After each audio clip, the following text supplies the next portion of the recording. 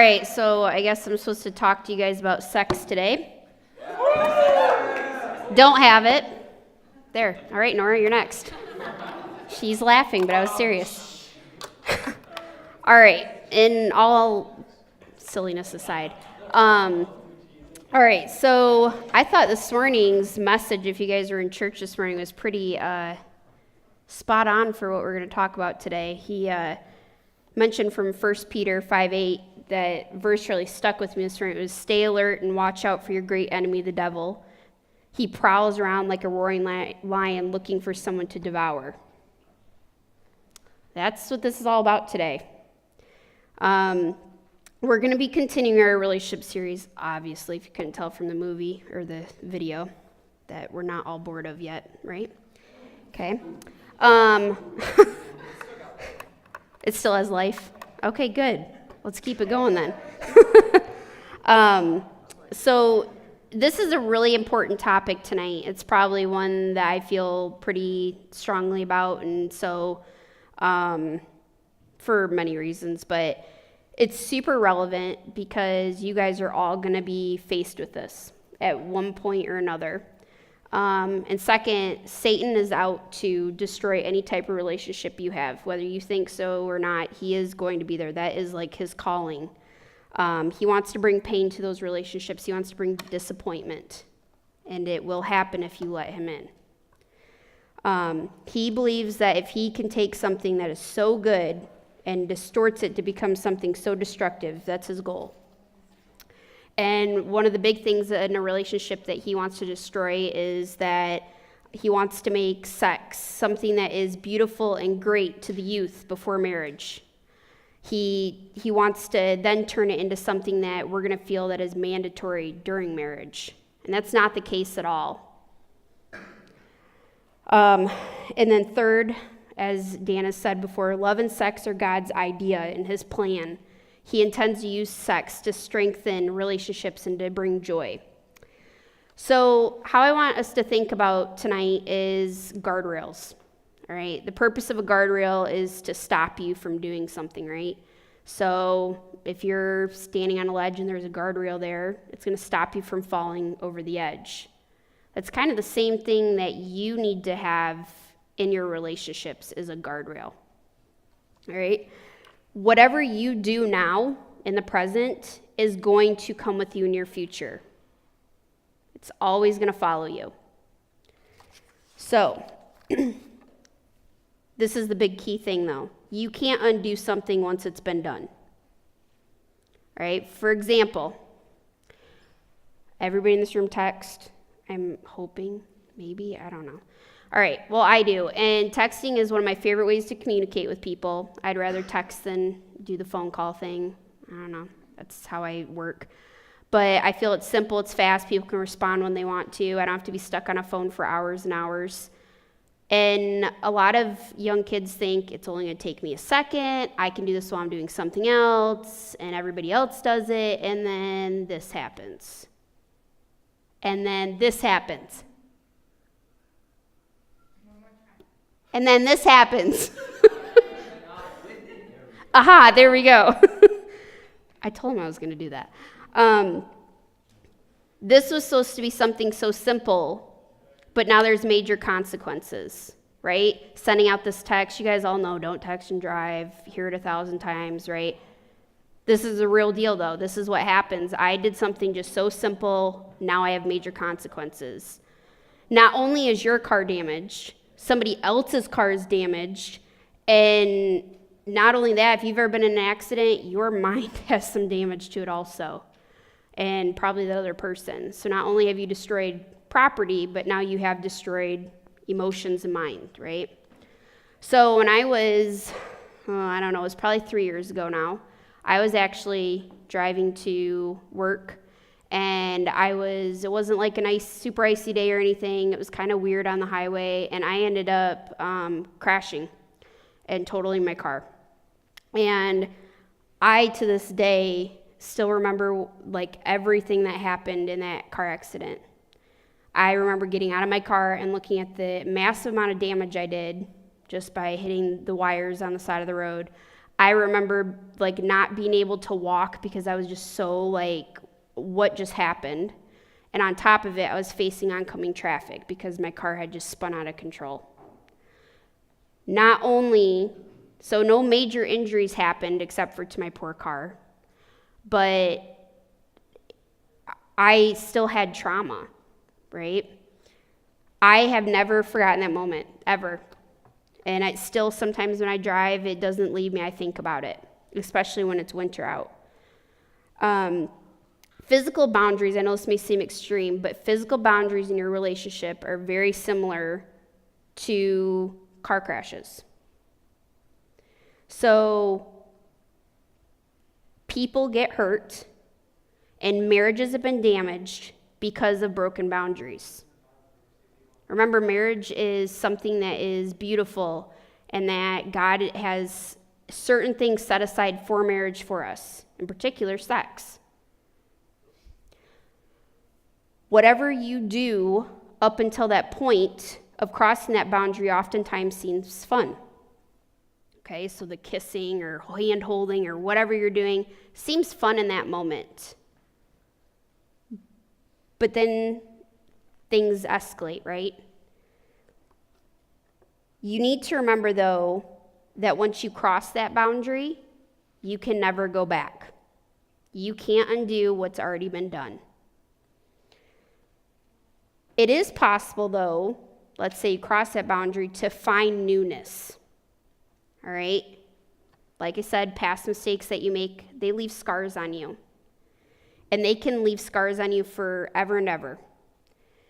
But you can't let that past mistake become or be the reason that you're blaming yourself or to devalue yourself. You can't sit there and hold on to that and say, oh, I'm not worthy. I'm not worthy. Remember, God forgives. He doesn't give us permission, but he does forgive.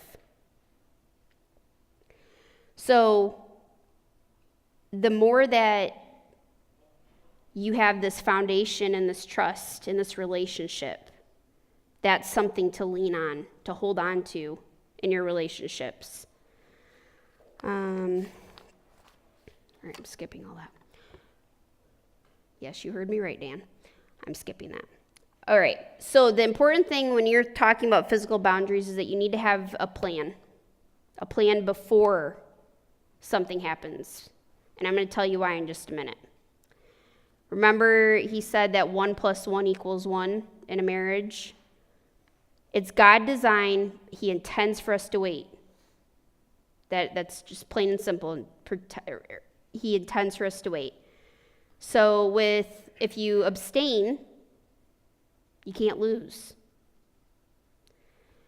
There's no fear that, oh, I might be pregnant or I might have an STD.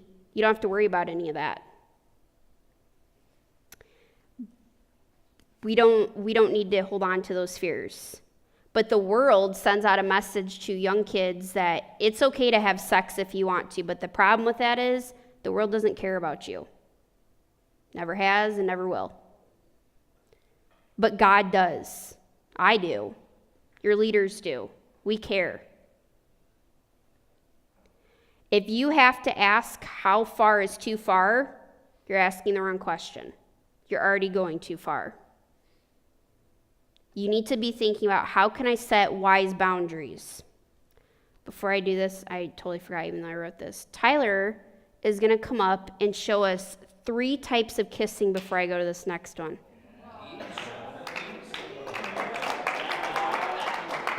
I've been working on this all week, guys. It's been really stressing me out, so just bear with me, all right? I know some of you know it already, but you may need a refresher. Brady, can you come up and So the first kind of kissing that you're like, hey, Nicole, like, hey, first date, maybe 5th or 6th date, you just spilled the water. It's all right, it's just water. You're gonna just maybe like, it's sort of like tapping her on the shoulder and then pretending it didn't happen. Like, you're just gonna give a little peach, and then like, and then the next time you're like, yeah, well, the peach went so good. I want to go up to prune, and you're gonna make that peach a little bit longer. And then prune went okay, and next time you're like, all right, I think I can do this. And then you're just gonna go, blah, blah, blah. We And it call all that goes the downhill from alfalfa there. kiss, in case you didn't hear him. Did I do good? Ah, something like that.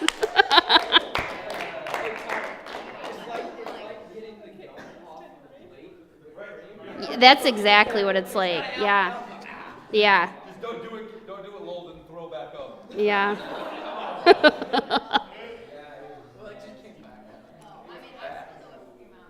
I don't know if I'm ever going to get that image out of my head now, Tyler. That was pretty. I know.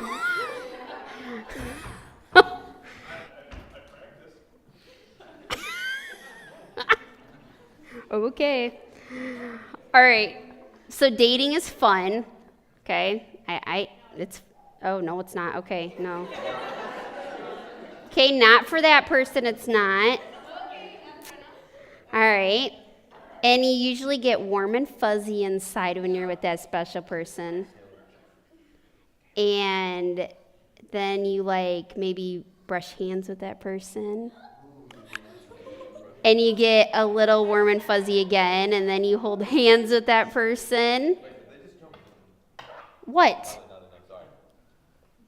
I was going to say something, but I'm not. All right. Nope.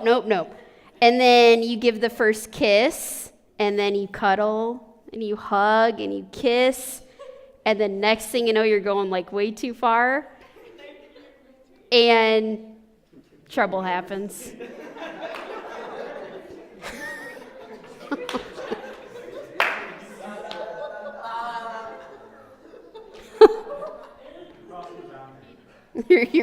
I'm crossing boundaries right now. Well, all right, so each of these stages is fun, and each time, the reason we continue to do them is when we think we're in love with that person, but we also want to keep rekindling those feelings that you get. And they're usually short and brief, right? They're not these long, drawn-out things, but we keep wanting this nice feeling that we get from them. But once you cross those lines, you give your first kiss, you can't give another first kiss. You've already had your first kiss. Can't give it to anybody else. You give that cuddle or whatever, you can't give another one of those. That was your first and only that you have to give. So there's lines for each of these boundaries that you push. You cross them, you can't get them back.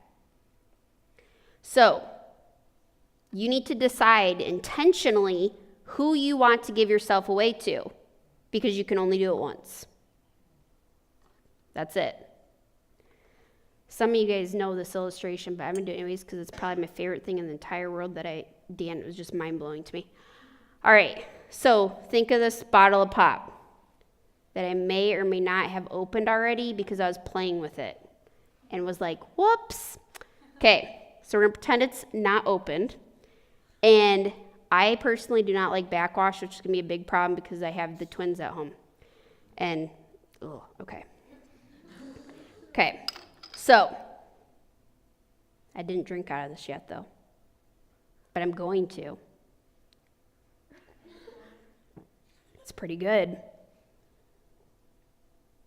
If I hand it to you, I see that, but I want to hand you this one. Are you going to get the first sip out of it? No, that's weird. I already did. Yeah. You can't get a first sip. It's already had its first sip taken away, right? And you have your own anyways, so I probably wouldn't share with you. No offense. He's enjoying his way more than I was. No. I don't want backwash. Oh. So giving yourself away is physically like that. You cannot. I cannot hand this to Tim and he gets the first sip out of it. I've already taken the first sip. He can take a drink from it, though, can he? Yes, you can, Tim. Okay, Caroline would. Wouldn't you? Don't shake it. Thank you. You're shaking and you're I starting know. to cause some foam. It's going to be a situation. There's no situations. It's going to be good. You can hand this to other people, but they are never going to get that first sip because I already took it. I want you guys to think about that. All of you, remember that. When you're crossing or not crossing boundaries because you're not going to cross them. You only have one body.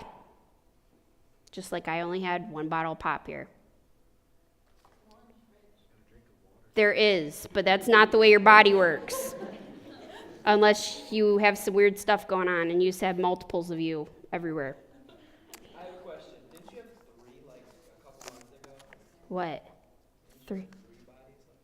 Yes, but they weren't me. I had one, but I was growing too. Yeah. Kind of, yes. Good observation there. All right. So you need to commit now.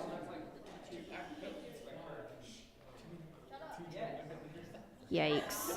They're doing math over here. It's getting weird. All right. You have to commit now to giving your true love, not your crush. Tim, not your crush.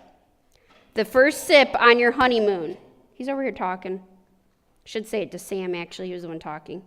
And enjoy sharing the pop with them for the rest of their lives. Okay? So you, Yeah. Ooh, yikes. Yeah, that got really deep. Okay, he just it said until it's gone. All right. Moving on. Your body is created to go forward, not reverse. So once you start something, like once you start kissing, your body is not made to go into reverse. Our brains, our minds are meant to go forward and keep going. And I'm going to talk about that in a minute, how our mind is the most powerful thing that we have. Okay? So, now we're going to talk about the second guardrail you need to have, and that's emotional. All right? There's myths out there, and maybe you've heard them, maybe you haven't. But I always thought it was kind of weird. You know, people would be like, well, you don't buy a pair of shoes without trying them on, or you don't buy a car without test driving it. And so they're like, so why wouldn't you test out the person before you marry them? What? So, but then the problem is now I have a worn pair of shoes, or I already have a used car because I drove it. And so now, yeah. So that's kind of like backwards in that sense. And it's also like the concept of, oh, if I find the right person, it's not going to matter if I cross those boundaries already. Well, you're carrying baggage into that relationship. You're carrying those sins into that relationship.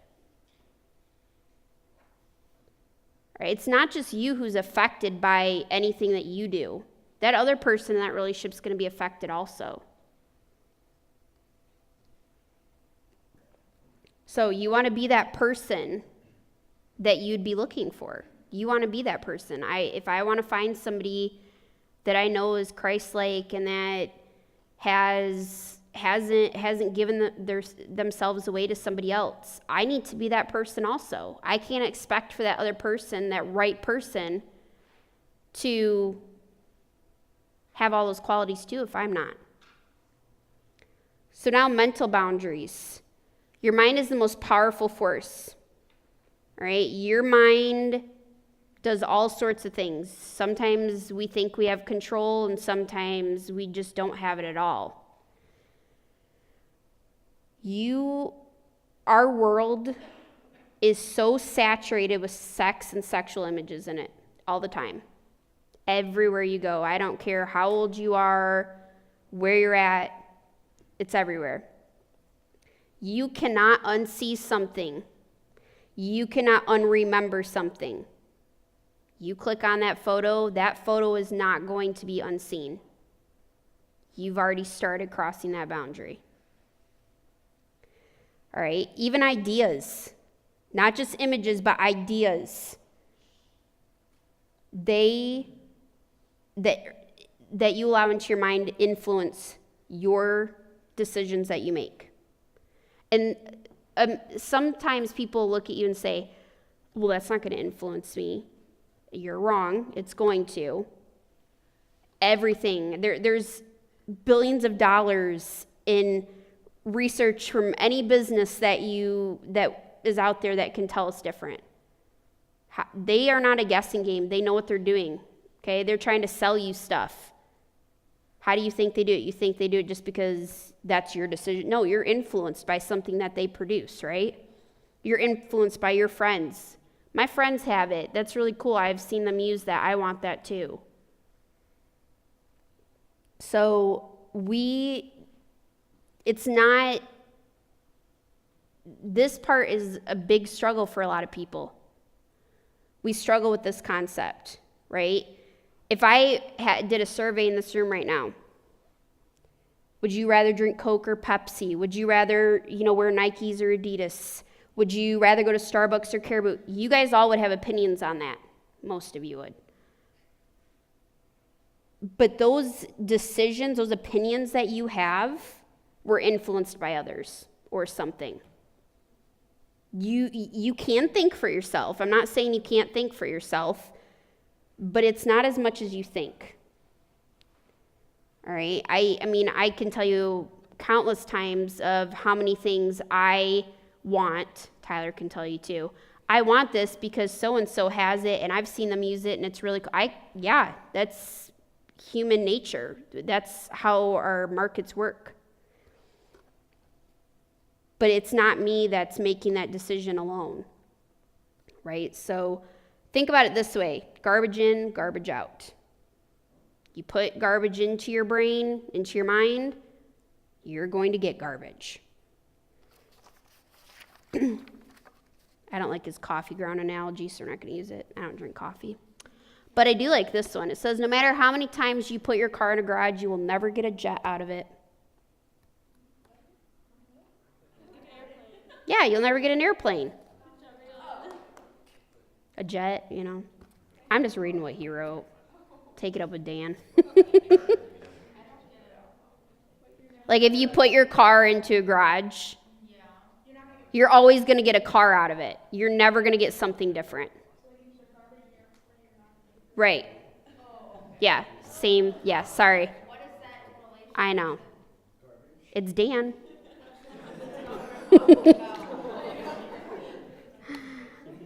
So no matter how many times you think you are not being influenced by media and the pressures of the world, you are. Don't be naive about it. If you were to show me your friends, I could probably tell you what kind of future you're going to have. Just think about that. Who you surround yourself with on a daily basis is really going to tell where you're going in life. So what do we have to do? If we don't want to cross these boundaries, we have to establish a temptation plan.